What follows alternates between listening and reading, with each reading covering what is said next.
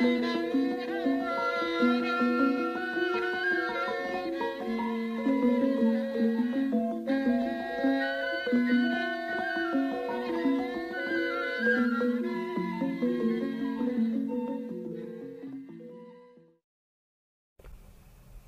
pemirsa YouTube Surya KKS yang budiman di seluruh Nusantara, bahkan dimanapun saudara berada, kembali saya hadir untuk menjawab pertanyaan dari sedulur-sedulur. Ya, ini tidak bisa saya sebutkan satu persatu karena banyak yang bertanya yang berkaitan dengan letusan Merapi yang terjadi tanggal 9 dan tanggal 10 Maret 2022.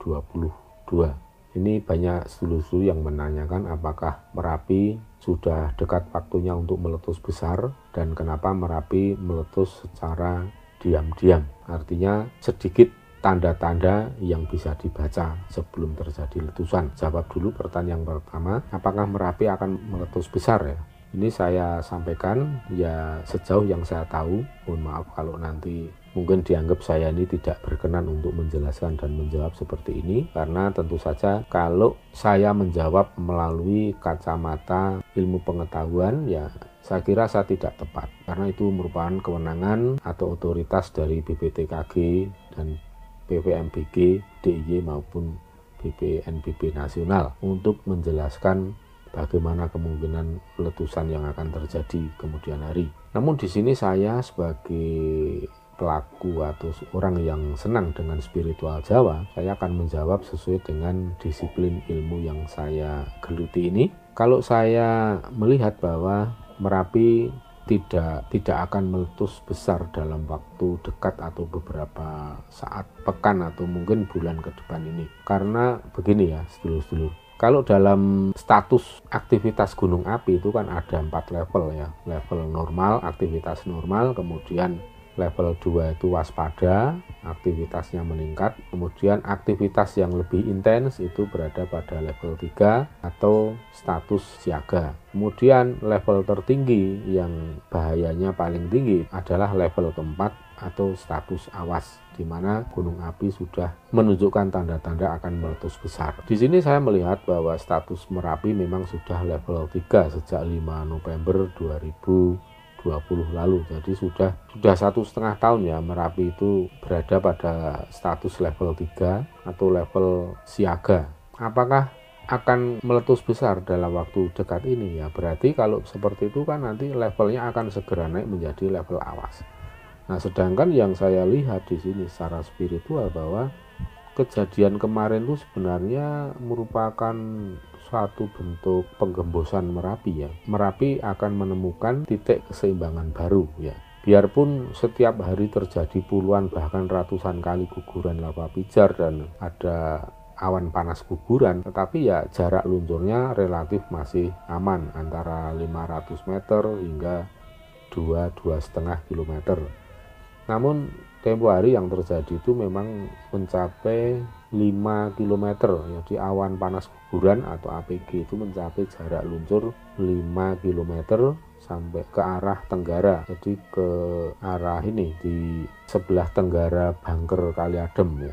Jadi sudah meluncur jauh di bawah Bukit Kelangon. Bukit Kelangon itu sekitar 4 kilo dari puncak kalau ditarik garis lurus. Terus Bangker Kaliadem itu ya sekitar 5 km dari kawah Merapi. Nah, kenapa saya mengatakan demikian bahwa Merapi justru akan mendapatkan keseimbangan baru, artinya tidak akan meletus besar dalam waktu dekat ini? Ya karena sesuai dengan informasi yang disampaikan oleh Ki Ageng Mangir Wonoboyo. Siapa beliau Ki Ageng Mangir Wonoboyo? Tentu panjenengan yang sudah lama mengikuti channel saya akan paham bahwa beliau merupakan leluhur besar, salah satu leluhur yang memiliki kemampuan yang bagus sekali untuk mengelola atau memanage gunung api agar supaya tidak meletus besar. Upaya Ki Ageng Mangir atau kemampuan keahlian Ki Ageng Mangir itu bukan melawan hukum alam, artinya bukan menolak meniadakan gunung meletus, bukan seperti itu memahaminya, karena memang bukan seperti itu yang dilakukan oleh beliau Ki Ageng Mangir, melainkan beliau ini melakukan upaya untuk mengurangi tekanan gas yang ada di dalam gunung berapi yang sekiranya akan berdampak menimbulkan letusan yang besar dan membahayakan umat manusia maupun kehidupan di sekitar gunung api tersebut. Oleh sebab itu, manajemen Ki Ageng Mangir Wonoboyo sendiri yaitu dengan cara menggembosi atau menggemboskan tekanan gas yang ada di dalam gunung api tersebut. Sebenarnya kemarin itu sudah seminggu, 5 hari sebelum terjadi letusan erupsi Merapi ya, tanggal 9-10 kemarin itu ya. Jadi sejak tanggal 5 itu Ki Ageng Mangir Wonoboyo sudah wirawiri ke Merapi karena Merapi katanya medeni atau menakutkan, artinya ya pasti bahaya. Tapi waktu itu memang Ki Ageng Mangir berusaha untuk membuat lubang-lubang di puncak kawah tengah terutama ya, dengan kemampuan beliau ya, dengan kesaktian beliau ya. Kawah yang di tengah itu ditusuk-tusuk kemudian diberingkal atau disunggal-sunggal dengan tombak Kiai Baru Glinding yang hebat sekali yang beliau miliki itu ya. Dan dilakukan dengan teknik yang pelan-pelan ya, dengan cara yang sabar supaya tidak langsung amblong, nanti malah bisa meledos besar. Seperti kalau Anda itu ingin membuang angin di dalam ban itu kan tentunya dengan membuka knop ya, atau menusuk ban itu dengan lubang yang kecil sehingga terjadi bocor halus. Tapi kalau Anda langsung merubek besar itu bisa malah terjadi ledakan. Ini seperti ini teknik atau teori yang dipraktekkan oleh Ki Ageng Mangir Wonoboyo dalam hal mengelola Gunung Merapi ini sehingga benar-benar ya berhasil. Kemarin itu tadinya juga agak pesimis gitu kan, Ki Ageng Mangir juga ngendiko ya dicoba tak cobone engko nek pancen berhasil iso metu mbuka sithik. Ini apa tujuan Ki Ageng Mangir seperti ini? Ya tujuannya melindungi kita semua, terutama para warga yang ada di sekitar Gunung Merapi. Maka dari itu ya kalau bagi panjenengan yang sudah paham dan ngerti ya, hormatilah dan terima kasihlah kepada para leluhur yang sudah dengan kasih sayang mereka, dengan perhatian mereka, begitu besar perhatian kasih sayang mereka untuk melindungi panjenengan semua. Ya jangan malah membantah mentah-mentah atau ngeyel sakkayange, menyanggah menolak apa yang saya sampaikan ini ya. Itu artinya panjenengan orang yang tidak tahu diuntung. Pasti itu akan menuai karma. Pasti Anda akan kesandung sesuatu yang cukup menyakitkan ya. Ya kalau panjenengan yang tidak percaya ya sudah diam-diam saja. Tidak perlu mengeluarkan tanduk. Ya, tidak perlu menunjukkan taring Anda, cukup kalem saja. Nah bagi yang percaya ya saya anjurkan ya setiap malam Jumat dan khusus malam Selasa Kliwon ya bikinlah pisungsung ya, selain teh tubruk, kopi tubruk juga disertai dengan wedang jahe. Wedang jahe ini ya biasa wedang jahe begitu, cuma bedanya selera Ki Ageng Mangir Wonoboyo ini ya dengan wedang jahe tak diberikan gula Jawa yang kuning, jangan yang hitam atau coklat, dan jahenya dibakar dulu kemudian dikupas, dibersihkan kulitnya, kemudian digeprek, masukkan ke dalam gelas atau cangkir atau mug bersama gula Jawa yang kuning, kemudian tuangkan air bening yang mendidih. Nah itu seperti itu ya. Itu sebagai salah satu tanda bakti dan tanda terima kasih panjenengan kepada Ki Ageng Mangir ya. Itu yang dilakukan oleh beliau, dan beliau pun tidak meminta agar orang-orang juga berterima kasih kepada Ki Ageng Mangir. Beliau tidak pernah meminta.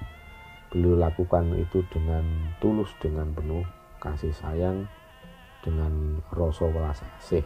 Jadi saya pribadi menghimbau kepada para warga, khususnya teman-teman saya, khususnya yang percaya dengan kasunyatan gaib ini ya, supaya tenang, supaya kembali tenang dan bisa fokus bekerja, tapi tetap seperti level Merapi, yaitu pada status siaga, kalem, tenang, tetapi tetap harus selalu siaga sesuai dengan petunjuk dalam mitigasi bencana. Jika level siaga itu apa yang harus dilakukan, persiapan apa yang harus dilakukan di rumah, apa yang harus dikemas jika sewaktu-waktu harus mengevakuasi diri ke tempat yang aman. Itu namanya mitigasi bencana, termasuk parkir kendaraan baik motor maupun mobil pada saat level siaga. Tentu parkir kendaraan juga mengarah ke akses atau jalan yang mudah untuk ditempuh.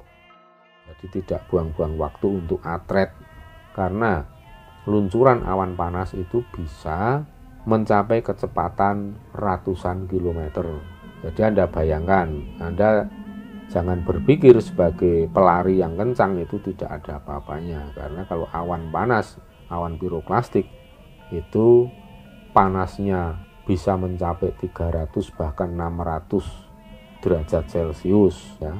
Itu Anda bisa bayangkan, bahkan bisa lebih kalau awan piroklastik itu disertai dengan debu, pasir, kerikil, material dari vulkanik Merapi, itu pasti bisa mencapai 1000 derajat Celcius. Dan saya dulu tahun 2010 awal ya, sebelum Merapi meletus, saya juga pernah sampaikan dalam beberapa tulisan bahwa untuk mengantisipasi agar tidak terjadi korban yang berjatuhan, karena korban yang berjatuhan ini para warga yang mempertahankan hewan ternak, yang makani, yang memelihara, ingin tetap bertahan di daerah rawan bencana, akhirnya menjadi korban.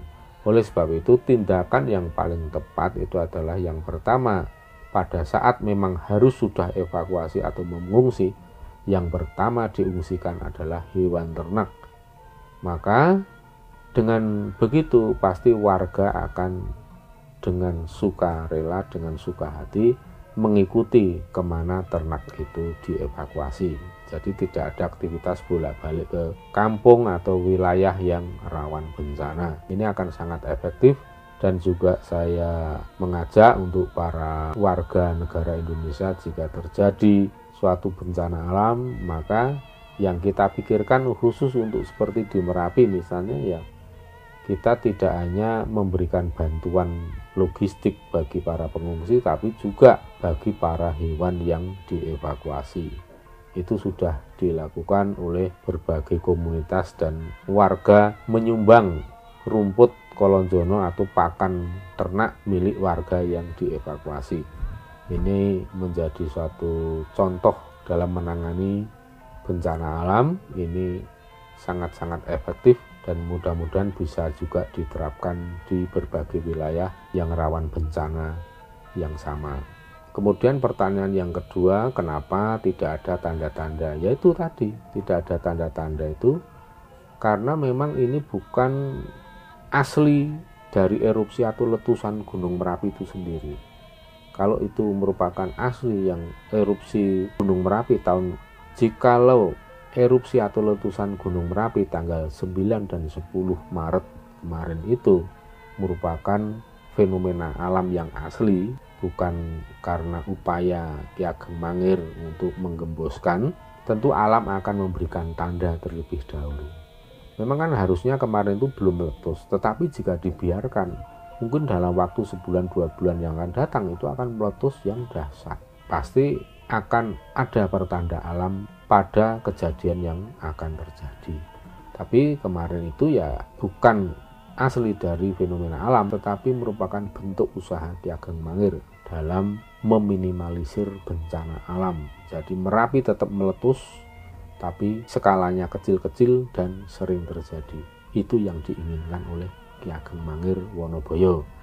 Jadi ini mungkin kalau Mbah Rono mengamati perubahan karakter ya dari Merapi ini sendiri yang sampai sekian lama tahun itu terus aktif terjadi aktivitas erupsi efusif Merapi ya, yang geledek seperti itu, delewer lava pijarnya nggak ada hentinya sampai 2 tahun bahkan sampai 3 tahun ini. Kenapa ya? Karena itu tadi, selama proses ini memang ada campur tangan dari supernatural being, yaitu leluhur yang memiliki supernatural power, yaitu beliau khususnya Ki Ageng Mangir Wonoboyo.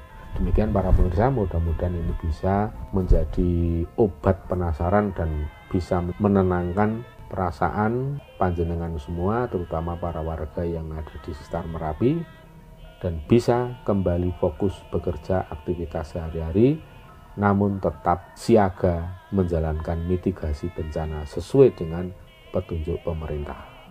Wilujeng rahayu kang tinemu, bondo lan bejo kang teka saking kersaning Gusti, Suradira Jaya ningrat lebur dening pangastuti, rahayu sagung titah dumadi.